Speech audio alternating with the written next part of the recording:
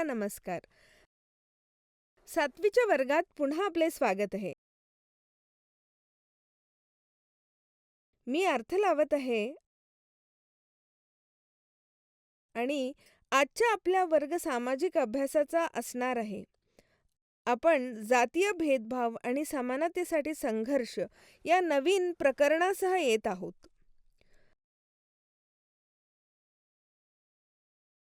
जाती व्यवस्थेने लक्षणीय अन्याय निर्माण केला आहे. अन्याय वागणुकीविरुद्ध संघर्ष सुरू झाला आहे.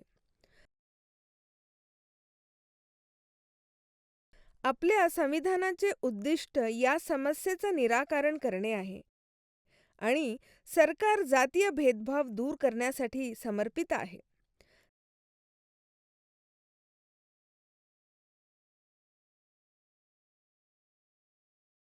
चला, जाती व्यवस्था कशी कार्य करते आणि जातीय भेदभाव थांबवण्यासाठी कोणती पावले उचलली गेली आहे ते पाहूया. या विषयावरून आपण शिकत आहोत भारतातील जाती व्यवस्था, भेदभावाचे उदाहरण, समानतेसाठी प्रयत्न, स्वातंत्र्यानंतर समानता. मुख्य विषयांवर जाण्यापूर्वी कीवर्ड्सवर एक नजर टाका. अस्पृश्यता. विशिष्ट जातीच्या सदस्यांना स्पर्श न करणे. योजना. एखाद्याच्या फायदेसाठी काहीतरी साध्य करण्याची योजना. संविधान. राज्यकारभारासाठी नियम आणि तत्वांचा संग्रह. आत्मचरित्र. स्वतःच्या जीवनाचे स्वलिखित चरित्र. संकल्पनाचा नकाशा पहा.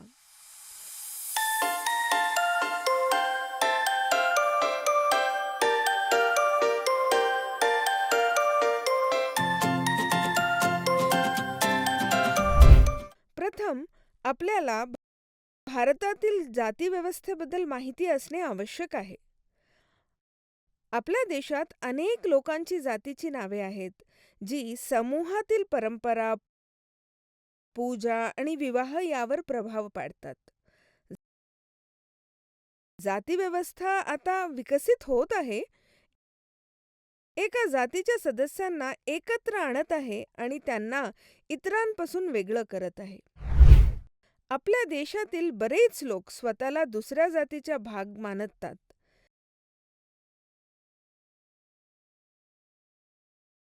ते त्यांच्या नावात जातीची नाव देखील ठेवतात. एकाच्या जातीतील लोक सहसा समान परंपरा सामायिक करतात आणि विशिष्ट देवाची पूजा करतात, ज्यामुळे बरेच लोक त्यांच्या जातीत लग्न करतात.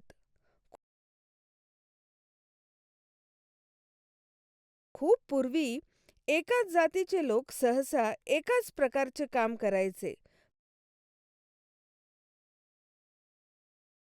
परंतु आजकाल ती परंपरा वेगाने बदलत आहे.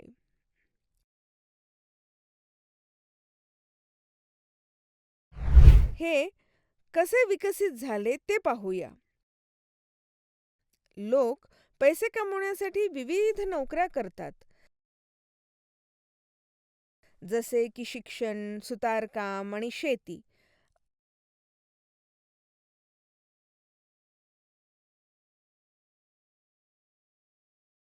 तथापि काही नोकऱ्या जसे की साफसफाई आणि कचरा गोळा करणे बहुतेकदा कमी मौल्यवान मानल्या जातात.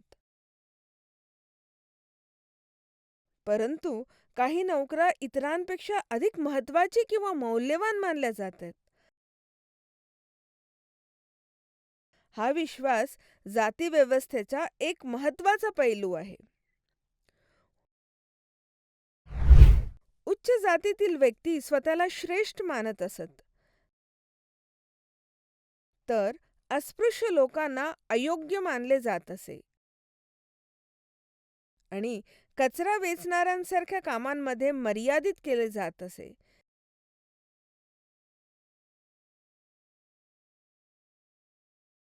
त्यांना उच्च जातीतील घरे, गावातील विहिरी आणि मंदिरांपासून दूर ठेवले जात असे आणि त्यांची मुले शाळेत इतरांसोबत बसू शकत नव्हती.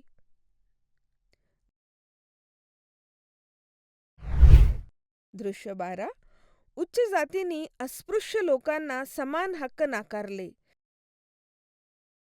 त्यांचे शिक्षण आणि नोकरीची संधी मर्यादित केल्या, जो खरंच भेदभाव आहे.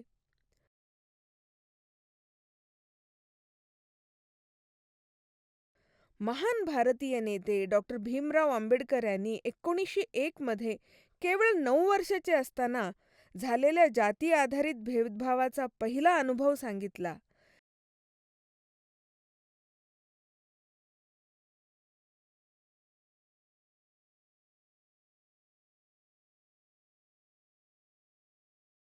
ते त्यांच्या भावासोबत आणि चुलत भावांसोबत त्यांच्या वडिलांना भेटण्यासाठी कोरेगाव इथे गेले होते, जे आता महाराष्ट्रात आहे.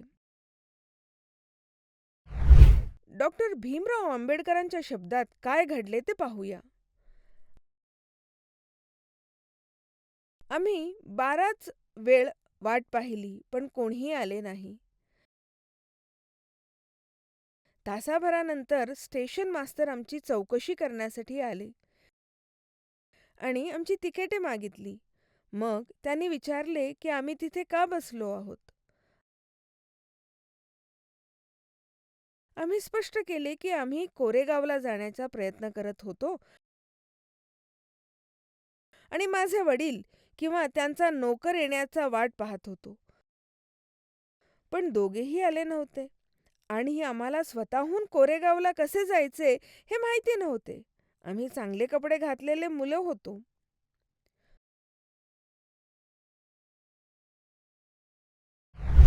तसे आम्ही कपडे घातले आणि बोललो.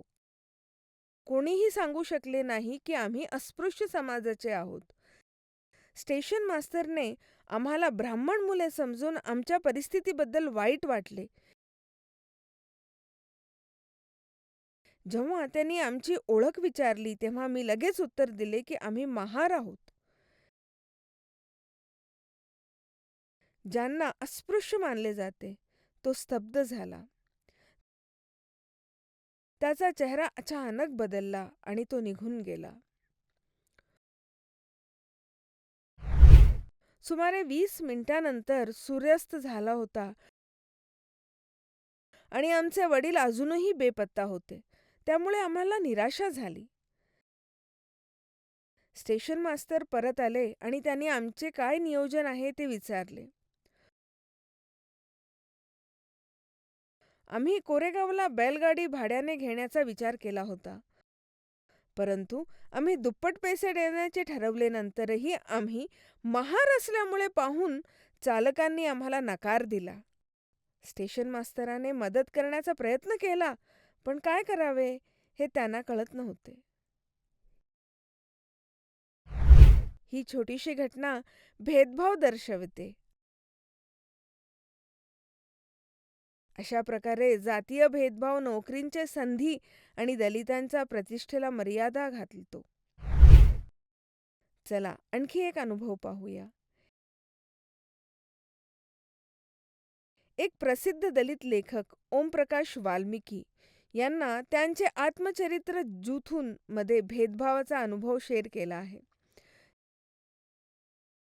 ज्यात त्यांचे वर्गमित्र वर्गात असताना त्यांना वेगळे करणे, छळ करणे आणि मुख्याध्यापकांकडून खेळाचे मैदान स्वच्छ करण्यास भाग पाडले जाणे याबद्दल तपशीलवार सांगितले आहे. मुख्याध्यापक त्यांच्या ऑफिसमधून त्यांच्यावर लक्ष ठेवून होते आणि त्याला पाणी पिण्याची परवानगी देखील देत होते. शिक्षक आणि विद्यार्थी पाहत असताना त्याने दिवसभर स्वच्छता केली. त्याने शाळा आणि खेळाचे मैदान स्वच्छ करण्यासाठी दिवसभर कठोर परिश्रम केले, जोपर्यंत त्याच्या वडिलांना तो झाडू मारताना दिसला नाही.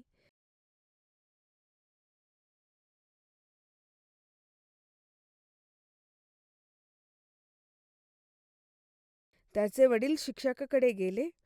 ओमप्रकाशचा हात धरला आणि सर्वांना ऐकू येण्यासाठी मोठ्याने म्हणाले, "तुम्ही शिक्षक आहात? तर मी आत जात आहे. पण लक्षात ठेवा, तो इथेच शिकेल, याच शाळेत. आणि फक्त तोच नाही, तर त्याच्यानंतर आणखी बरेच लोक येतील." अन्याय, वागणूक आत्मसन्मानाला हानी पोहोचवू शकते. हे ओमप्रकाश वाल्मिकी यांच्या जातीमुळे सफाई करण्यास भाग पाडल्याचे अनुभवावरून दिसून येते. आज अनेक शिक्षक दलित विद्यार्थ्यांना त्यांच्या अभ्यासावर लक्ष केंद्रित करण्यास, उपक्रमांमध्ये सहभागी होण्यास आणि सर्व विद्यार्थ्यांना एकत्र जेवण करावे आणि एकमेकांना आधार द्यावा याची खात्री करून समानतेने प्रोत्साहन देतात.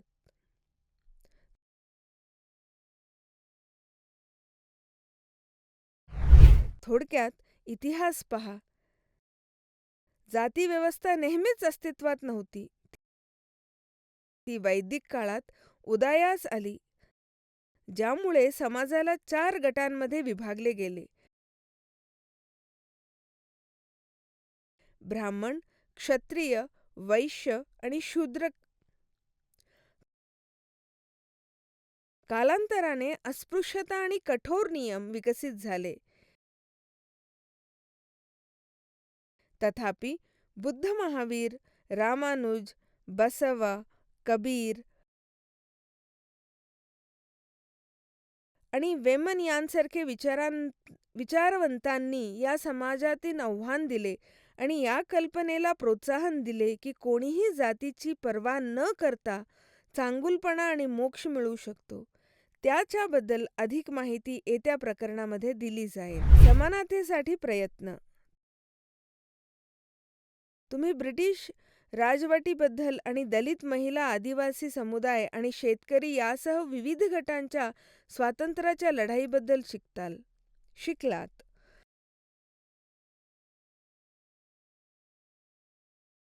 1800 आणि 1900च्या दशकात ज्योतिराव फुले,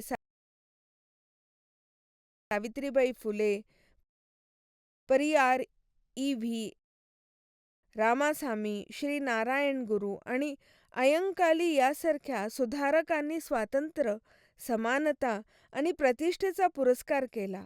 पण इयत्ता 8वी मध्ये यापैकी एक व्यक्तीचा शोध पाहूया. दलित ऐक्यासाठी लढणारे बी.एस. व्यंकटराव, जे 1893 ते 1953 पर्यंत होते. बुथुला व्यंकटराव किंवा रावसाहेब यांचा जन्म हैदराबादमधील घासमंडी इथे युरोपियन लोकांच्या सेवकांच्या पोटी झाला.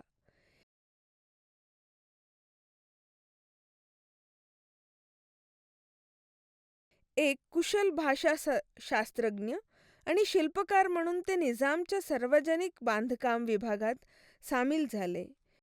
1922 मध्ये त्यांनी अस्पृश्यतेविरुद्ध लढण्यासाठी आणि दलित ऐक्याला प्रोत्साहन देण्यासाठी आदि द्राविड संगमाची स्थापना केली. त्यांनी 1927 मध्ये आदि हिंदू महासभा आणि नंतर आंबेडकरी युवा संघाची स्थापना केली.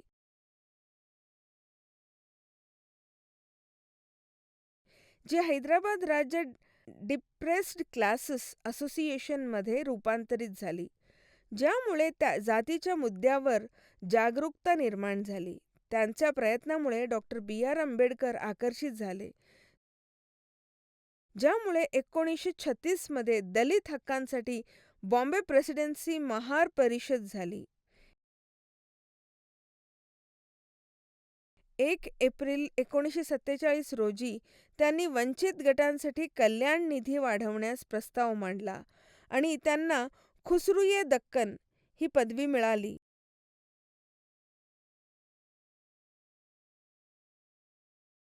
1922 नंतर ते राज्यसभेवर निवडून गेले.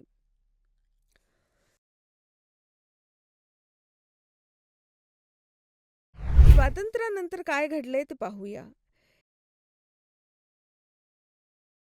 1947 मध्ये स्वातंत्र्य मिळाल्यानंतर भारताने आपल्या संविधानाद्वारे दलितसारख्या गटांवरील अन्याय वागणूक सुधारण्याचा प्रयत्न केला.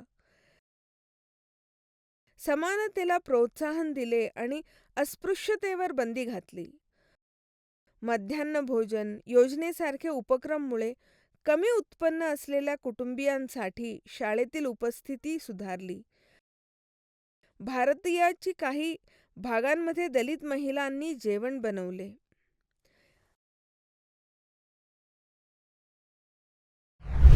तथापि श्रीमंत आणि गरीब शाळेमधील तफावत कायम आहे आणि ओमप्रकाश वाल्मिकीसारख्या दलित मुलांना अजूनही भेदभावाचा सामना करावा लागतो. भारतात खरी समानता साध्य करण्यासाठी सर्व नागरिकांमध्ये सामूहिक प्रयत्न आणि परस्पर आदर आवश्यक आहे.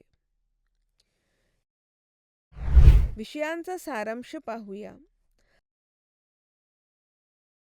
आर्थिक स्थिती ही जाती व्यवस्थेपेक्षा जवळून जोडलेली आहे.